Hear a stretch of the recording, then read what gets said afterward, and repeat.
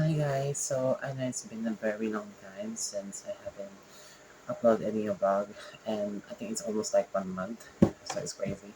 Um, Today I'm going to try my best to edit all the vlogs that I filmed for the past months or weeks. Actually, na-start ko na tong vlog na to since nung Valentine's Day pa, and hindi ko pa na-upload ka ngayon kasi sobrang busy talaga ako. And now, luckily, medyo ngayong weekends, meron akong um, a lot a lot of free time na para i-edit lahat and i-upload na lahat ito ngayon. And sobrang daming nangyari, hindi ko na, like, sobrang dami kong gusto ikwento, sobrang daming updates sa buhay ko na, ano, pero, yeah. So, now I have my new setup here. So, i-upload ko rin yan sa pinakahuli kong vlog na i-upload ko. But now I'm going to try my best to edit the 3 vlogs na hindi ko na upload last week. And then, yeah, so that's where we are. So, yeah, so later, i-share ko kung anong mga recently na kaganap sa life ko. And actually, it's so weird to see me like in vlog right now. Like, it's been like a year since I haven't wear a bun in my hair. So, it's weird. And sobrang laki na ulo ko. And no. So, ayun na. So, I hope you guys enjoy this vlog. Jollibee, order sila. Ito saan ako mag-order ng pakain. So, I just got a picture. Ay, nako talaga. Random talaga nangyari ngayon. Kanina guys, bago ako pumasok ng work, may nakita akong daming polis mo sa labas. Sa labas ng work ko. Tapos, hindi ko alam kasi parang kahapon. Hindi ko pala nakwento kahapon pala. May batang butik na makita, puti nakita ko. Basta mahaba yung kwento. May ako na lang yung kwento kung may time ako. Pero ayun. Kung wala ka sa Baguio, sa Boracay, sa Subic, ganyan, nagkataon nga ng golf tournament si COVID-19 positive. Hi! Hi guys! So ayun, nag-alala lang ako ngayon sa ako. So this is my last night again. Bukas uwi na naman ako, may pasok sa school. Pero, mabalik ulit ako na Tuesday kasi Chinese New Year, tsaka wala kami pasok ng Wednesday. Then, kasi Ramadan daw. So, ayun lang. So, okay naman. Yun. And kanina may chika sana ako, di ko natuloy. Yun kasi kahapon, kasi ang daming naging eksena talaga kahapon pati ka. Pati rin kanina, marami din naganap. So may lalaking sopan, ipiyak pati yung akin. And yeah, I'm so tired. But, mag-withdraw sana ako ng cash. Yun din pala, mag-withdraw sana ako ng cash. Di ako nakapag-withdraw. Kasi puro wala naman yung mga ATM na pinuntahan ko. So, nakasad. Pero, yun na. Uwi na ako.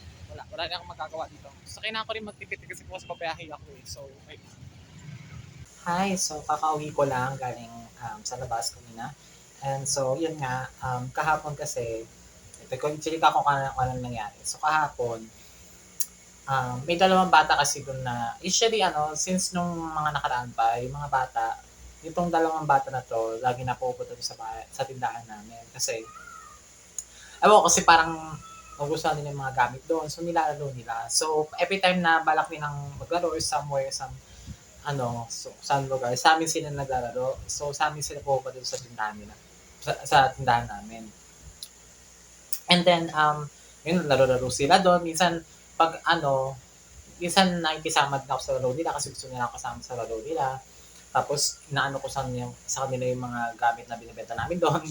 Pero, hindi naman siya yung gamit talaga yung totally talagang binibenta talaga namin. I mean, yung talagang binibenta namin doon sa tindahan.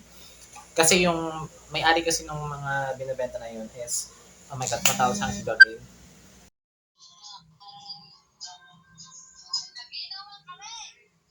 So I forgot to mention na Jolene and I started to talk already, and as you guys know, like a few months ago, I talked in my documentary Satisfaction that we didn't have an argument, and luckily today, um, at least now na nag-usap na kami ulit, na pag-usapan namin yung problema namin, na settle down na namin. So, yeah, that's what happened. So I forgot to mention that also, but I'm going to talk about that later in my next vlog. Kung ano yung pinaka um, buong detalye nung nangyari. So yeah. Ayan. Hi! Ito guys, si John Ling sa ano. Hi tita! Long time no see! Long time no see ka mo! Long time no see!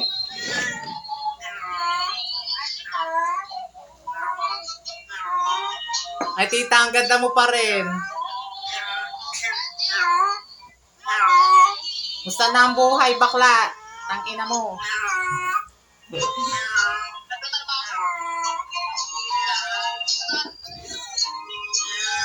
Saan ka na nag-work? Ha?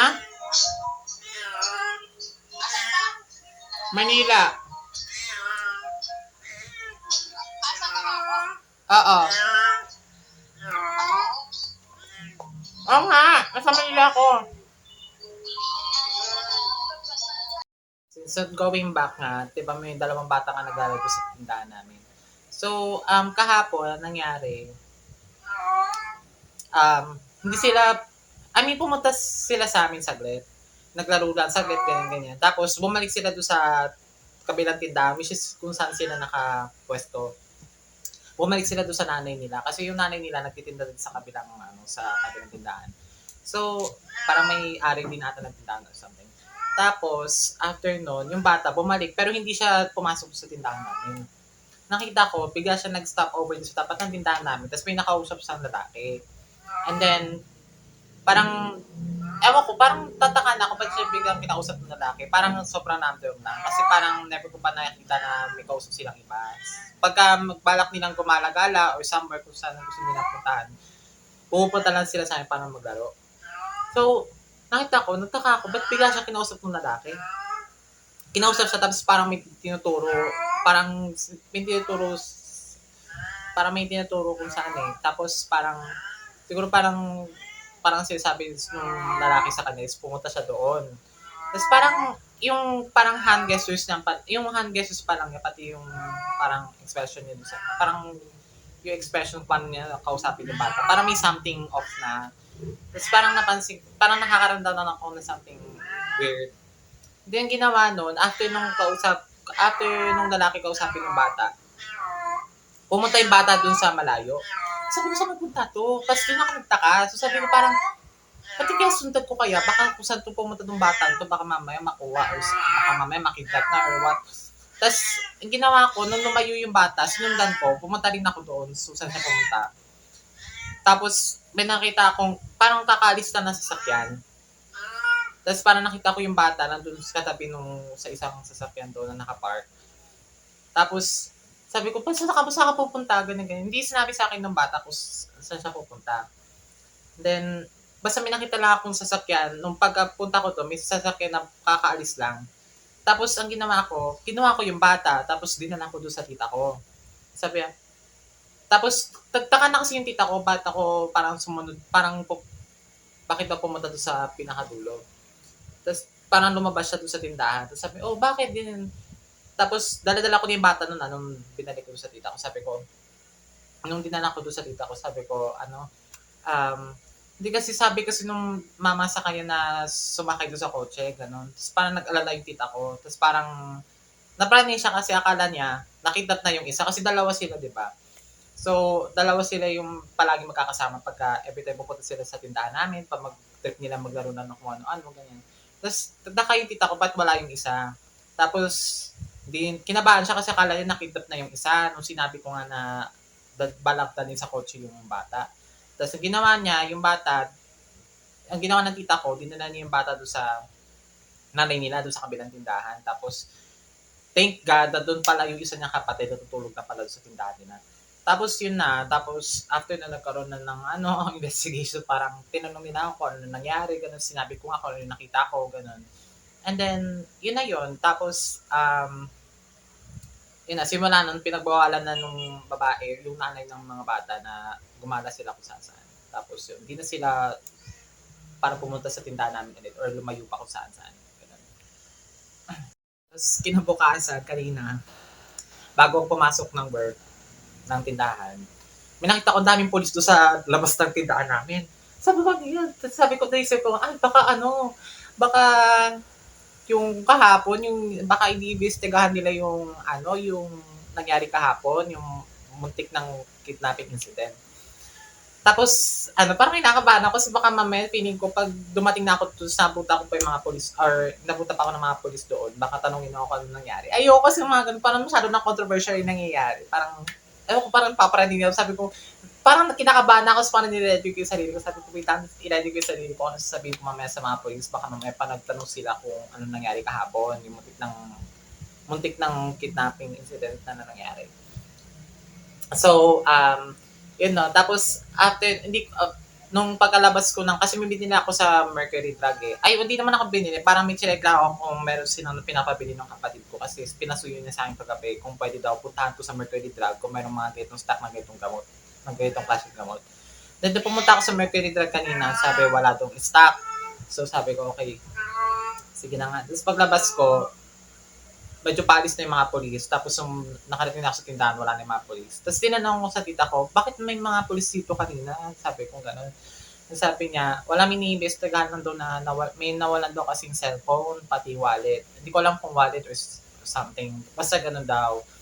Tapos, wala iniimbestigahan lang nila kasi nahanap nila yung na-trace nila ang address. Kasi parang na-trace nila yung cellphone. Na-trace nila yung address kung nasan yung cellphone. Tapos parang medyo malapit sa pwesto ata namin. Kaya nandun sila kanina. Then, yun. Kaya sobrang naparinig ako ngayong araw na to. Akala ko sabi ko masyadong controversial na nangyayari sa akin. Sunod-sunod na. Pero, ayun lang. Thank God, kahapon, nakaligtas ako ng buhay ng bata kahapon. Which is, oh my God, like, I'm such a superhero. Charot lang. Pero, ayun nga, kanina nga kinento nila Tita Mean yung nangyari kahapon kila Lolo. Sabi ni Lolo, ay, dapat sabihin niyo yan kay Isko na nakaligtas si Dustin ng bata para mabigyan ng 15,000. Siraul talaga. Pero ayun na. Pero, yan, sobrang dami nangyari talaga. Epic talaga. Pero, ayun na, lesson learned na wag ayaan ng mga batang gumala kung saan-saan. Tsaka baka mamaya di mo alam, baka madupot na or makidnap. Kaya, hindi mo talaga pagkakatiwalaan yung mga tao ngayon. So, lalo na dito sa Manila, gusto ko like, puro mga tarantado pa naman yung mga tao dito sa Manila. Hindi naman lang kung bigla na may gawin sa'yo pang habang sa daan ka or what. Actually nga kanina, magkatay na ako kasi ngayon, on the process ako ng gagawa ko ng music video para sa Heaven Knows na kanta. Cover ni Skate Avenue. And then kanina, nagtatry ako mag-film ng music video ko for Heaven Knows. Then, may mga dalawang lalaki doon, siguro tawa sila ng tawa, ba't ako mukha akong tangang nag-video doon sa may hagdan. Kasi gusto ko lang parang, feel the vibe of Manila or something, gano'n. Parang ima-match ko doon yung vibe niya doon sa music video na gagawin ko. Tapos parang, buti na lang, bago sila makalapit sa akin, kasi tingin ko, nagsisimula na sila magsipagtawanan nung nag-video na ako, habang nasa hagdan ako nakaupo. Then, buti na lang, tumayo agad ako, palapit na sila sa akin. Parang balak ata nila mag-joke or ewan na parang sumama sa video ko na parang mag-ganon-ganon. Tapos buti na lang, tumayo agad ako nung palapit na sila sa akin, kinuha ko yung cellphone ko. Tapos sabi nila, parang, ay sayang ha, tapos tawa sila ng tawa. Kaya po, tanga talaga yung mga tao dito sa Manila. Di mo alam kung marami ka talaga di pagkakatiwalaan dito kasi parang any minute pwede ka nila pag nasa labas ka. Kala na pag ganitong klaseng tao mismo. Kaya, ayun lang. Masyado pa ako naiintindihan yung mga sinasabi ko. Pero, ayun na nga. And then, buti na lang ngayon, at least, diba, as you guys remember, minanto ko sa documentary ko, 2 months ago na nag-awit kami John Lin. Ngayon, medyo in the good terms na kami. And, nag-usap na kami ulit. And then, actually, ngayon, nagkakatawag nga nila sa akin for the first time ngayon. And, on the other side naman, as you guys know, in my 2 weeks ago vlog, nasabi ko parang ang dami nangyari ng finals. And, medyo, hindi ko na ikukwento yung full detail kung ano yung nangyari yung nakaraan. Pero yung some, siguro mga brief story lang. Medyo nagkagulo kami na nakaraan na nila Rui. And, nag-away-away kami. So,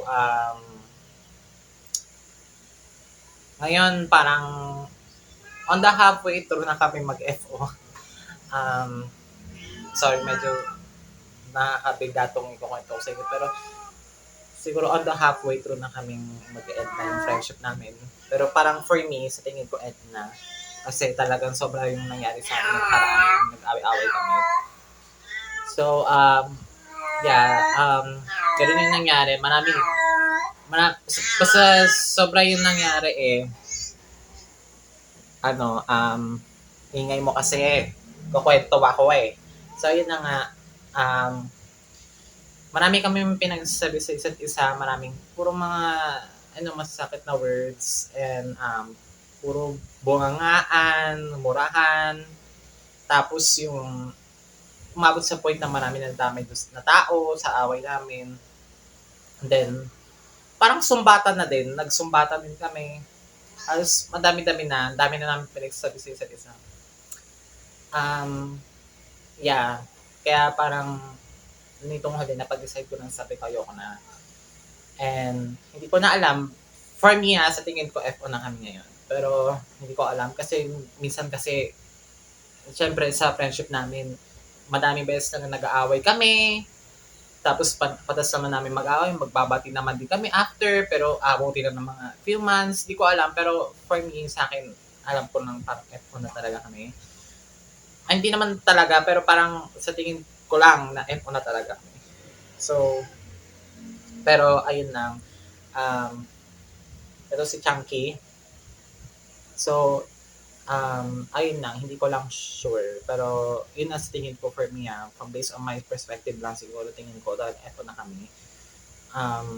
Hindi ko pa makakwento sa ngayon ano yung pinaka-full detail ng pinag-awayan namin. Pero, basta malala talaga. And then, as you guys can see in my last vlog, na pumunta ako ng Feb Baby Kibed, which is actually, hindi ko na napakita na nakapasok ako sa school. Actually, tutuloy sana ako sa Baby Gibet. Pumunta na ako ng school eh. Bala ko sana umpatid. Pero, hindi ako tumuloy. Kasi,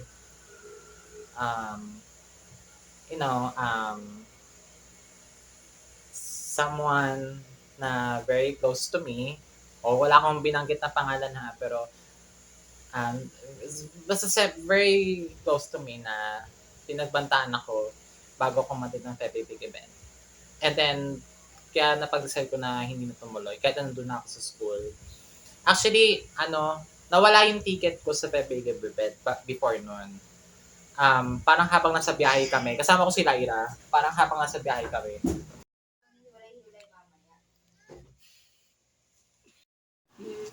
Meron di ba? Marami yata. Marami din. Maraming ganito. Wow.